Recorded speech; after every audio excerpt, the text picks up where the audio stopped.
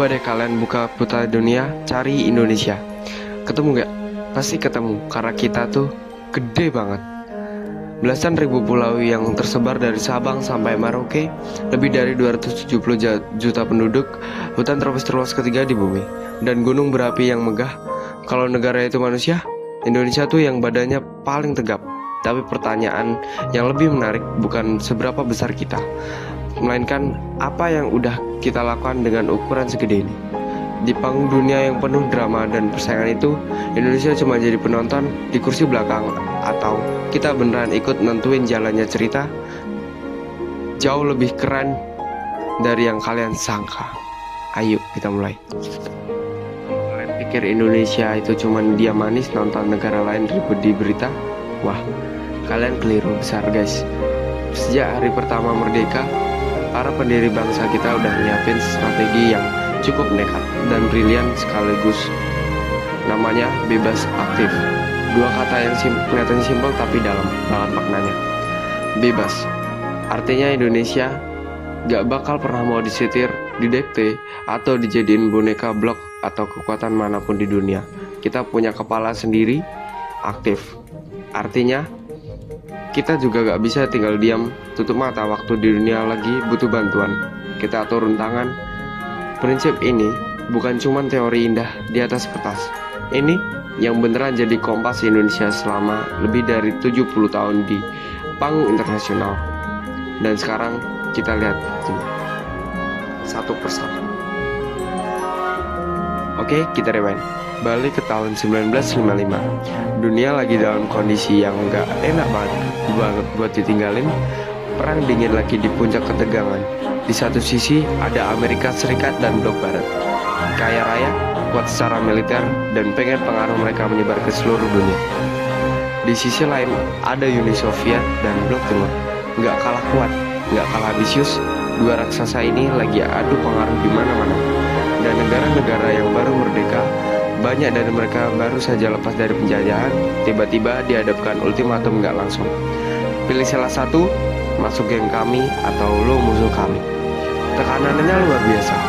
Banyak negara bingung. Di Indonesia malah mikir sesuatu yang gak sama sekali berbeda. Dan keputusan itu mengubah segala. Jadi begini yang terjadi. Bung Karno, presiden pertama kita, yang karismatik dan punya visi gila-gilaan, mengajak para pemimpin Asia dan Afrika untuk datang ke Bandung, kota yang adem, gunung di mana-mana, dan waktu itu jadi saksi bersejarah yang gak bakal terlupakan. 29 negara hadir semuanya, punya satu kesamaan, baru merdeka, punya semangat membara, dan gak mau dijadikan pion oleh siapapun. Dari pertemuan bersejarah, itulah lahir gerakan non-blok, sebuah gerakan yang bilang dengan lantang, kami memilih untuk tidak memilih blok manapun. Kami mau urus nasib kami sendiri. Dan ini bukan sekedar pernyataan simbolis. Ini menggeser keseimbangan, kekuatan dunia. Indonesia membuktikan bahwa diplomasi yang cerdas dan berani bisa berbicara lebih keras dari senjata manapun. Tapi kontribusi Indonesia nggak cuma soal kata-kata di forum internasional. Kita juga hadir secara fisik di tempat-tempat yang paling butuh bantuan.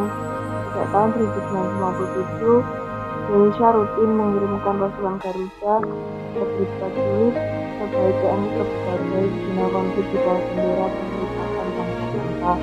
Di Afghanistan, Kongo, sebagai kawasan yang panas di Lebanon, mendapatkan pasukan Garuda hadir di sana, yang membuat mereka benar-benar bisa kemampuan dari caranya mereka berinteraksi dengan masyarakat lokal. Mereka enggak datang bahasa, mereka datang dengan tangan terbuka, membangun jembatan yang runtuh, merawat warga yang sakit, main bola bareng anak-anak. Tempat soft sport itu ternyata jauh lebih ampuh dalam menjaga perdamaian daripada senjata dan dunia tingkat. Kalau di level kawasan, Indonesia adalah salah satu babak putri ASEAN sejak 1967. Waktu itu Asia Tenggara masih rawan konflik perbatasan antar negara. Tapi berkat ASEAN yang Indonesia ikut bangun, kawasan kita berhasil jadi salah satu yang paling stabil dan ekonominya paling menarik di seluruh dunia. Naik satu level lagi ke panggung global Indonesia, saat satu-satunya negara yang duduk di meja G20. Bayangkan kita satu meja bareng Amerika, China, Jerman, Jepang, dan raksasa ekonomi dunia lainnya. Dan momen terbesar datang di tahun 2022 ketika Indonesia memegang presidensi G20. Dunia lagi penuh ketegangan akibat konflik besar, tapi di bawah kepemimpinan Indonesia, para pemimpin yang saling bersatu bareng menunggu dan menghasilkan hasil. Kita lihat dua contoh yang baru dan paling mudah. Soal Gaza, Indonesia nggak cuma pandai berorasi, BBB atau yang keras di media. Kita kirim kapal rumah sakit KRID Perhubungan Ujung Berat langsung ke perairan dekat Gaza untuk memberikan bantuan medis nyata. Dari itu, pesawat Hercules TNI kita terbangkan untuk melakukan airdrop bantuan kemanusiaan dari langit Gaza. Itu hanya bisa terjadi karena Indonesia punya kredibilitas diplomatik yang kuat. Lalu soal ekonomi, kita punya cadangan nikel terbesar di dunia, bahan baku utama baterai kendaraan listrik yang lagi paling diburu. Bukannya jadi mentah-mentah, kita ambil langkah berani, stop ekspor bahan mentah meskipun digugat Eropa ke WTO, kita nggak mundur. Hasilnya, pabrik-pabrik baterai dibangun di tanah kita. Kita yang pegang kendali.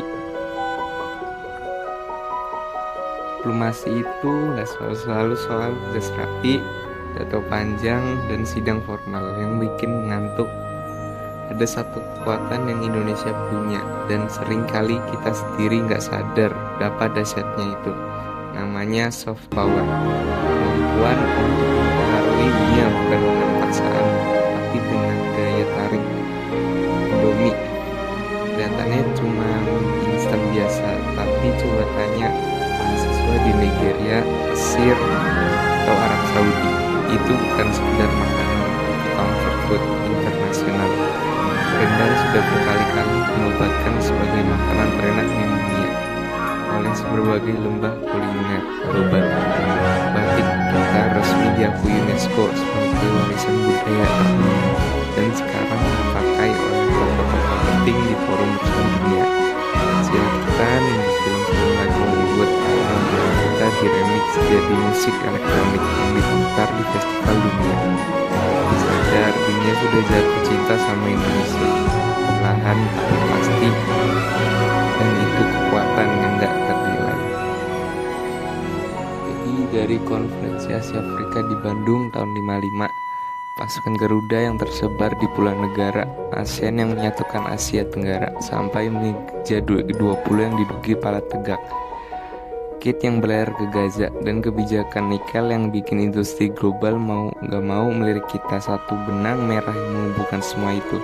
Indonesia bukan penumpang di planet ini, kita adalah salah satu yang ikut nyetir kemana dunia akan pergi.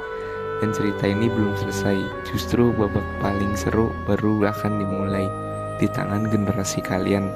Kalian yang sekarang lagi nonton ini, yang tumbuh dan kompleks dan saling terhubung. Pertanyaan tinggal satu, jejak apa yang akan kalian tinggalkan? Teruslah mengepakkan sayap Garuda.